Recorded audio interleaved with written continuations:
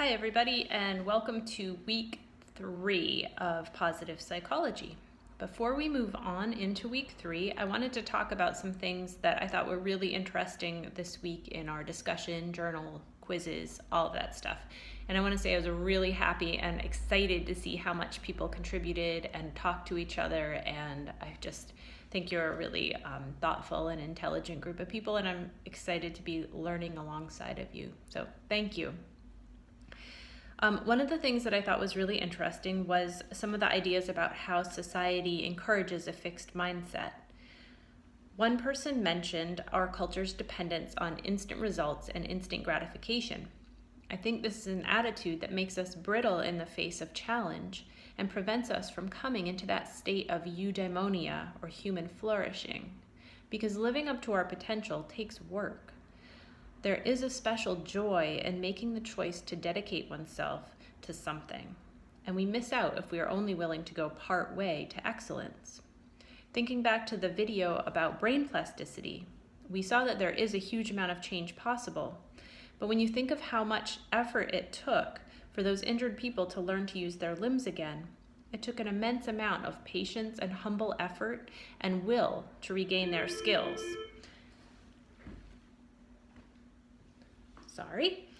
Imagine how much faith it took to trust that change was happening in the brain, even though it couldn't yet be seen. You can't just go part way. You've got to keep going all the way. So sometimes you need to do more than just keep going with more of the same kind of effort, though. Some people mention that false growth mindset, that praises effort but doesn't really know what to do when just adding more effort doesn't work. That's why I included the study strategies in the beginning module of this class. There are some tested and proven ways of actually getting better at studying. It's not just a matter of simply reading the book over and over again. We need to encourage attempts with new strategies when old ones don't work so well. One student mentioned that society allows us to adopt a fixed mindset by giving us the impression that we're doing well enough already. This kind of fired me up because I'm thinking a lot about that right now, about living according to our values, and how we might be able to get by living a basically okay life, satisfying our needs for food and even love, but we may have higher needs too that we could reach for if we weren't so comfortable, or if we were encouraged to reach higher. On one hand, this is a personal decision that one needs to make for oneself. On the other hand, there are so many distractions in our current environment that I worry we might not challenge ourselves to even think about that. Another student mentioned that people need meaningful and constructive feedback, not about what they're doing wrong, but about how they can improve on their work. And I really like that because it captures the notion that we're here not to judge and be judged, but to fly, and to encourage others to fly too. Speaking of distraction, this leads me to this discussion of flow and junk flow. Remember that there are criteria that need to be met to consider that one is in a state of flow. They're well articulated in a website that I will link to in the transcript that goes along with this video. It's called flowskills.com. The more I think about it, and our discussion helped me to think about this too, I'm starting to see that flow is a state we need as humans, because that rewarding state motivates us to learn new skills and keep trying until we master difficult and interesting abilities. However, our same brain that needs to learn and grow can get hijacked by junk that mimics flow. And if we haven't felt the real thing, I think the junk can take over those systems and satisfy, or at least distract and keep occupied, what used to be and what ideally would be our need to learn and grow. In talking about brain plasticity again, a couple of people mentioned a part of the video where they talk about 4 tips for optimal learning. One of the tips is you need your heart to be in decent shape. You need oxygen for your blood and blood for your brain to work. But the other 3 all remind me of flow. Training should be incremental. It needs to be taxing and systematically improving. It should be slightly difficult. It should engage the motivation circuits in your brain. So these all remind me of the flow criteria. Training needs to be slightly challenging, just the right level of difficulty, be interesting, and allow for feedback and reward. So learning and flow are intimately related. There's one more thing on the topic of flow versus junk flow that I wanted to mention again. In our flow discussion, I was asking people if they thought there might be things that human beings should do and other things that they should not do for happiness. And most people said that people should be able to choose what they want to choose and do what they want to do to make themselves happy. And I agree with this when it comes to lifestyle choices, whom to love, and 1,000 other things.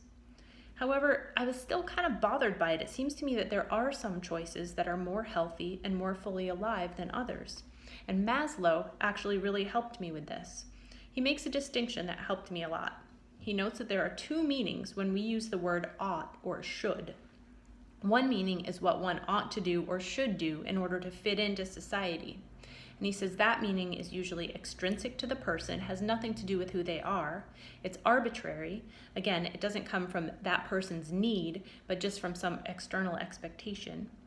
And it's perfectionistic. That is, it's judgmental and demanding. The other meaning of ought or should, which is the one I really wanted to get to in my question, and I don't feel like I quite got there, is the ought that refers to, as Maslow says, something that's intrinsic to the organism, an actual potentiality which can actually be fulfilled and which had better be fulfilled under pain of illness.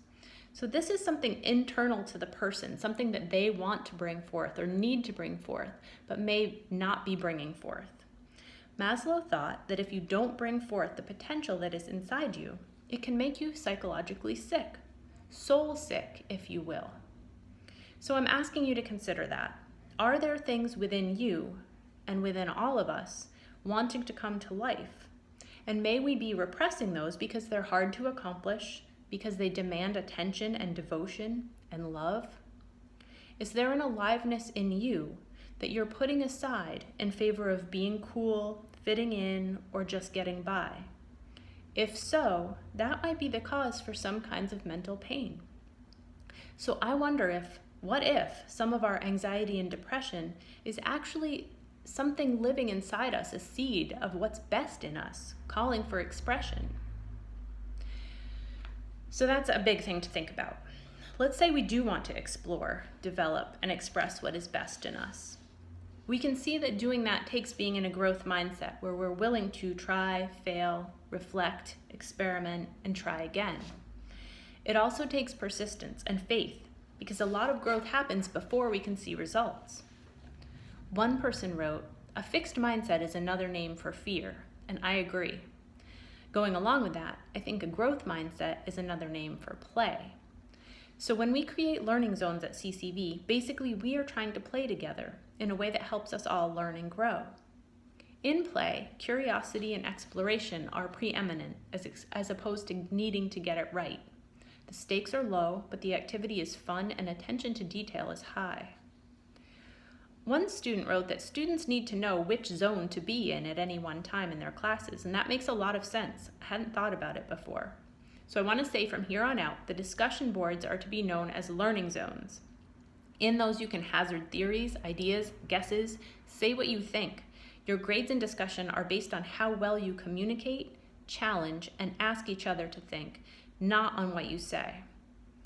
Same goes for journals. They're a place to reflect and work with the things that we talk about in class in a more private and possibly deeper setting. The only performance zone in this class is in the quizzes, and even those are pretty low stakes. They're weighted less than the other parts of class, and they will not happen every week. The main thing in those is just to show that you're actually watching and reading and working with the material so that you get the most out of class.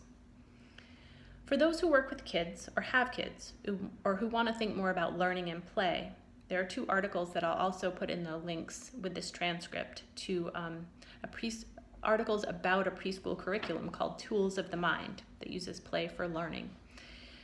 We're not in preschool, but I still want to have something of that playful attitude in what we do.